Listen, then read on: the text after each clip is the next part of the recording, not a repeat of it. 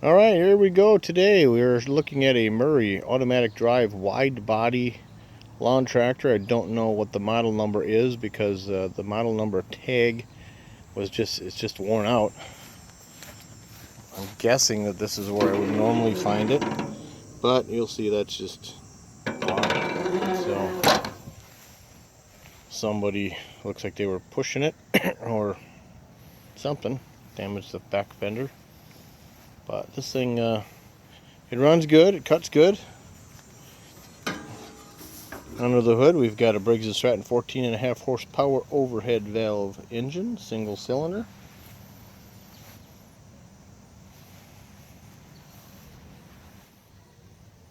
I don't know what size deck that is. Oh, 42-inch deck. Hey, look at that. Read the sticker on the side of the hood, and you'll learn these things. So, actually a pretty good wide cut for such a small tractor. But there you go.